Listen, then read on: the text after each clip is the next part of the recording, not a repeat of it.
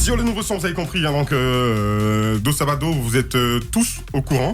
C'est le son préféré de Eric Landry. Donc mon son et mon rythme préféré, donc je danse bien ça. Et c'était sûr que c'est sur cette chanson que j'aurais accueilli, qu'on aurait accueilli DJ Arafat qui est parmi nous. Le Daishika, il est calé, toute la Chine aussi, de l'autre côté. Merci d'avoir prévenu du retard. Vous nous avez appelé pour dire on prend un peu de retard, hein, Yves Roland, GG. Merci de l'avoir fait et merci d'être venu. DJ Arafat, bonsoir, ça va bien? Bonsoir, je vais super bien. D'accord. Alors, officier dans l'ordre du mérite ivoirien, mérite culturel ivoirien, médaille reçue des mains du ministre ivoirien de la Culture, Maurice Badaman, il y a quelques années, et puis qui finit par battre le 12 mai 2019, donc le record d'1 million de vues en 24 heures sur YouTube, donc dans l'industrie de la musique ivoirienne, avec son nouveau titre, Moto Moto. Et puis beaucoup d'autres titres glanés hein, depuis ta carrière. Ça te met en position de comment tu te vois, leader ou juste artiste ivoirien qui fait son chemin? Je me vois un petit dieu de la musique, on va dire. Un petit dieu de la musique. Un petit dieu de la musique. Voilà, on va dire. D'accord. Ok, t'as remarqué que t'es pas seul, hein? Juste à côté, la belle femme que tu vois là. Hein, comment tu la trouves? Belle comme toutes les femmes. Hein. Comme toutes les femmes. Merci. Ouais. Super. D'accord, c'est une slameuse. Elle s'appelle Ami. Enchanté, Ami. Enchanté, Arafat. Vous êtes déjà rencontrés ailleurs? T'as déjà fait ça? Non, oui. D'accord. Hors antenne, bon, moi je fais ça de façon officielle. À l'antenne, ils se sont regardés, ils se sont reconnus. Comment t'as dit ça? Ils se sont reconnus. Oui, ils se sont reconnus. On dirait qu'on est à l'église et puis il y a le mariage. Ils se sont regardés, ils se sont reconnus. Exactement. Mais laisse-moi faire ma subtilité, tu sais même pas où je veux en venir, ma chérie. Laisse-moi couler. Laisse-moi couler. Et donc on est très heureux de t'avoir ici depuis ce petit conflit quand même, qui dit pas son nom, entre ton frangin, ton fils, même pas ton frangin, Ariel Chéné et toi. Tout le monde dit c'est du marketing. Que chacun pense ce qu'il veut. Moi, mon fils, il s'appelle Maël et j'ai Ezekiel. Ça, ce sont mes fils. C'est mes progénitures. Ça, ce sont tes fils biologiques. Voilà, mes progénitures. D'accord. Donc, après, chacun est libre de penser ce qu'il veut, sauf que moi, j'ai déjà parlé. Moi, les Judas, c'est pas mes amis. D'accord. Je les ai pas aimés, je les aime pas, je les déteste. Voilà. Parce que un traître, c'est un traître. D'accord. Voilà, et moi, les traîtres, c'est pas mes amis. D'accord. Il y a beaucoup de choses qui vont se dire sur ce plateau, ok, et qui vont se faire certainement donc, sur ce plateau. Mais dans cette émission, nous avons commencé à la faire avec Ami. Il y a des sujets que nous débattons, qui nous permettent de nous détendre, hein, mais tranquille, ok. On a vu un sujet le lundi, un autre le mardi et un autre mercredi. Ami a répondu à la première question, au premier sujet. Alors, c'est au tour d'Arafat et c'est... C'est Loretta qui va le dire. Qui gère. Alors, c'est celui de lundi, c'est raconte ton moment de galère, mais le plus terrible que tu as eu à vivre de ta vie, quoi. C'était en 1998, je devais aller rencontrer Ngo. J'étais DJ et j'avais même pas de sous pour y aller, donc j'étais obligé de quémander de l'argent à des amis et qui ont refusé, donc ça m'a poussé à faire une cassette d'Atalakou parce que dans le temps c'était avec ça qu'on pouvait avoir au moins des petits sous. D'accord. Pour un vieux père qui m'avait demandé une cassette et voilà, j'ai fait la cassette, il m'a donné 600 francs CFA, j'ai pu aller faire manger ma petite go au kiosque et puis voilà. Oh. En quelle année t'as dit? 98. Tu vois, ils en rappellent même. 1999. Ouais, au terminus 40 à Yopougon. Hey, tu as vu la précision? Ça, c'est quand c'est la galère, ça. C'est marrant. On peut pas oublier Sitogo. Même ça, la date. Ouais, Et vous avez mangé quoi avec ça? Spaghetti au kiosque. Ouais. Et puis après, on connaît ça, le Menzo, tu connais? Bah, tu te souviens de son nom, au moins? Oui. D'accord. Ami, elle s'appelait. Ah bon? Bon, en fait, j'ai compris ton approche du départ. Peut-être que tu savais quelque chose. D'accord. D'accord. Mais avec 6 enfants, tu peux pas aller te mettre en Jones avec la gosse. Où ça, chez toi ou dans un H? Ça, après, c'est moi qui sais c'est où. Mais avec 600 francs, autant de kiosques, tu sais qu'avec 200, t'avais ton petit spaghetti, un peu de rognon avec du pain, champion. D'accord. Après, il reste 4 Togo. 2019, 4 Togo, là. Tu sais que tu peux aller te mettre, tu as les peps, plein de petits coins passage à son bord, hein. 400 ou 500, tu manages. Et puis tu pourrais te blesser là, vers à son bord, là, derrière, là, au sauna, là. Tu vois un peu? Voilà. D'accord. 4 enfants, il a dit. Mais toi qui poses souvent la question de savoir qu'est-ce que tu as déjà fait par amour, Je pense que c'est une bonne question. Il a déjà fait dans un globe derrière à son vent à Ça, c'était par amour. Est-ce que c'était par amour? C'était par amour. Il était fan de la go. Mais c'était fin. Et puis bon, c'était une chambre passage. Hein, c'est pas pour dormir. Mais le vieux père qui a donné ici, Togo, là même, c'est un malo. Ah, mais en ce temps, t'allais faire comment? 1999, t'as 600, au moins t'es content. 600, ça faisait beaucoup de choses par rapport à aujourd'hui. Tu te rappelles Il y la avait le Talakou que t'as fait? transport aussi. Non, je me rappelle plus de la Talakou. Mais c'est de lui que tu as fait ses éloges. C'était pour lui le truc où. Non, moi j'ai fait de la Talakou que j'ai fait pour le gars. Je pouvais pas me rappeler, mais c'était ses éloges à lui. D'accord. Une petite cassette enregistrée, tu connais, le temps de DJ. Juste pour lui. Tout le monde venait, c'est comme si toi ou même ami venait demander une cassette. Ben, d'accord. Voilà, j'étais que DJ. Hein. D'accord, super. Deuxième talk, les filles, on était donc à ce talk quand Arafat est arrivé. Alors, le deuxième, c'est ton ou ta fiancée a connu un nombre important, c'est pas le nombre, hein, de partenaires et tu le découvres quelques jours avant le mariage. Qu'est-ce que tu fais? On va commencer par toi. La question est pour moi? Pour vous deux, de toute façon. D'accord. Mais c'est toi qui démarre d'abord. Alors, moi, je suis pas du genre à juger. Mais alors là, pas du tout. Je juge pas du tout les gens. Et même si je l'apprends à la veille du mariage. Déjà, j'aurais passé un nombre assez important de mois. Et j'aurais appris à connaître la personne, à l'apprécier telle qu'elle est. D'accord. Et si j'apprends ça à la veille du mariage, je pense pas que ça puisse changer quelque chose. D'accord. Okay. Je sais pas si tu as bien compris les termes. Avant et pendant. Le gars a connu 52 go, hein, tu vois, ce que je veux dire. Mais sur les 52 go, il en a connu 48 avant de te rencontrer. D'accord. Tu vois. Et quand il t'a vu, il en a rajouté 4 dessus. Ah bon, tu vois, en fait, c'est concomitant, quoi. C'est le terme. C'est ça. Est-ce que et puis, c'est même pas lui qui te dit, tu vois ce que je veux dire. Ok. Toi, tu découvres ça. Ah, d'accord.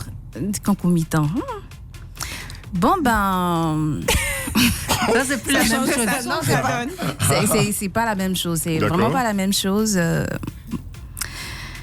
Bon, me connaissant, je suis quelqu'un de principe, donc on va en discuter. Si les faits sont avérés, on va aviser parce que je peux pas dire comment je vais réagir parce que généralement il y a le facteur amour qui peut être très déterminant quand on est dans une situation. Donc là, je ne suis pas dans la situation, donc c'est un peu difficile, mais je sais que ça va beaucoup me secouer. D'accord. Voilà. Super. Donc ça peut continuer comme ça peut, voilà.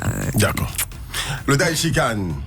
Ben, moi, personnellement, du moment où c'est avant le mariage, ça me dérange pas. Hein. Et pendant? Et un peu pendant le mariage, non, c'est pas possible. Pendant le mariage, si ça se fait, ben, je demande le divorce. C'est tout. D'accord. Mais c'est juste avant que vous vous mariez. C'est avant légalement. le mariage. Je veux dire, avant que tu Oui, aies c'est Ça, j'ai compris. Avant le mariage, elle a connu des gars et tout. Et pendant qu'elle est avec toi, elle a connu d'autres. Ben, si j'aime la personne, ben, je vais pas regarder tout ça. Hein. Et je vais la marier quand même. D'accord. Et voilà, si elle peut changer, elle change. Mais si elle change pas, je prends toutes ses copines, ses parents, je sors avec elles toutes et puis je la chasse. Là, au moins, elle va bien sentir ce que ça fait de tromper. C'est pas mal. Voilà. D'accord. Mais bon, moi je vais dire, tu me donnes à te poser la question donc sur cette façon de régler tes comptes. Ça dit, le gars il t'en met, tu mousses sa go. Ah non, c'est pas comme ça se passe. C'est des filles que j'ai connues, c'est du coupé décalé. Donc moi j'ai connu plein de filles dans le coupé décalé. Parce que je suis Wobé, j'ai beaucoup fait l'amour, tu comprends. Donc après, si tel artiste on va tomber sur une fille qu'elle lui dit pas que moi j'ai déjà moussé avec Arafat, pinkou on va dire, avec Daichi, moi c'est pas à mon niveau. Maintenant, si ces personnes-là, c'est eux qui savent lancer les pics envers moi pour lancer leur carrière musicale, mais en lançant les pics en me faisant du mal, ben moi je ne mettrai pas avec ce genre d'informations. Là, tu sens ça bien. Parce que des fois, nous, on se dit que c'est pour le buzz. Pour le buzz. Ou c'est pour Michel, les gars, qui disent ça. Sinon, en réalité, t'as pas fait ça. Moi, t'es vraiment sorti. C'était vraiment ta go. Je fais partie des personnes en Côte d'Ivoire. Je veux taire le nom de de la personne dont tu veux, de la créature dont tu veux parler. Je kiffe nos beats, là. Je sais pas c'est qui ça. Donc moi, du coup, je suis l'une des rares personnes, on va dire, à mentir sur son sexe. C'est pas moi ça. D'accord. Voilà. Donc j'ai dit. Celui qui veut y croit, il croit. Si les personnes trouvent que je mens, ben moi, tu sais, moi j'ai un iCloud très dangereux, j'ai plus de 2 Tera d'iCloud, donc j'efface jamais mes messages. Et j'ai les preuves de tout ce que je dis, moi. D'accord. Voilà. Et au moment opportun, tu sors ça. Quand on ne me dérange pas, il n'y aura jamais d'informations. Mais comment il t'a dérangé, Elon, de Kiffe ton beat? Je suis pas là pour faire la promo de ces 5 cafards. Donc si on est là pour une vraie émission, on continue notre émission, ou soit on fait la promo de ces 5 cafards. D'accord. Mais nous, tu sais, nous, on veut savoir. Le Daishikan, aujourd'hui, c'est un monument. Ok, c'est Influamento, c'est le Yoruba, avec des millions donc de followers, de fans à travers le monde. Je dis même pas la Côte d'Ivoire seulement, tu vois ce que je veux dire. Donc c'est des gens qui écoutent et qui aimeraient à certains moments donc entendre le mot de leur président. Quand tout le monde jase autour, quand ça jase, quand ça raconte des choses, et qu'on n'a pas entendu, mais véritablement sur une radio ou ailleurs, le président, on s'inquiète. Tu vois ce que je veux dire? Qu'est-ce que vous voulez savoir, en fait? D'accord. Ce qu'on veut savoir, comment ils t'ont énervé? Qu'est-ce qui est arrivé? C'est quoi le déclencheur? Le déclencheur, l'effet déclencheur, c'est quoi? Ce sont les Primudes? L'effet déclencheur, je le garde personnellement. Il faut juste savoir que ces petits-là n'ont pas été reconnaissants. Parce qu'ils sont venus pleurnicher chez moi pour avoir un featuring pour lancer leur carrière musicale qui est approchée. Regardez, ils m'ont pas payé 5 francs, ils ont pleurniché pour que je puisse les aider chez un petit arrangeur que j'ai connu là, et un chanteur que je connais aussi du nom de Stellar. Je l'ai fait avec à cœur ouvert, tu comprends? Ouais. Et je les ai boostés comme je pouvais. Ils savent le nombre de voyages qu'ils ont eu à faire hors de la Côte d'Ivoire. Mais ces petits-là m'ont trahi. Parce que je croyais que c'était mes petits à moi, parce que quand ils avaient besoin de sous, pas eux tous, hein. Je vais taire le nom, mais en tout cas, je les ai aidés. Même les baves qui sont dans leur studio, c'est à moi. Presque, j'ai mes appareils là chez eux, tu vois. Je vais pas rentrer dans des détails, mais je les ai poussés comme je pouvais. Après, moi, je suis en discours avec quelqu'un, je vous demande de rester chez vous à la maison. Faut quelqu'un qui vous a aidé, qui vous a montré qu'il est prêt pour vous. Vous aurez pu quand même l'écouter. Après, même si on voulait vous fermer, mais vous m'aurez montré que vous êtes prêt vraiment pour moi et que vous n'êtes pas venu pour voilà.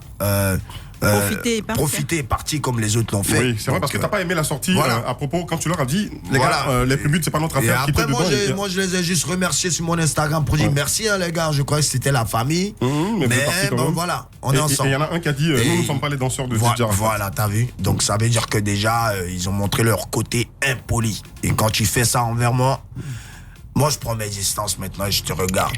D'accord. Donc je parlais pas avec eux, je parlais pas d'eux parce que ça m'intéresse pas, jusqu'à ce qu'ils viennent se moquer de moi dans une histoire de bagarre avec qui vous savez, ce qui est faux, ce qu'il a raconté. Mais qu'est-ce que vous avez à quitter dans le rap et venir vous moquer des artistes du coupé décalé déjà qui sont vos grands frères? Moi, c'est un double enculement, on va dire, de ma part. Donc moi après...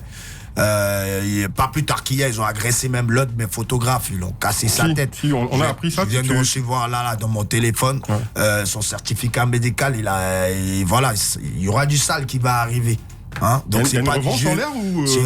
C'est pas du jeu ce que vous voyez sur les réseaux sociaux.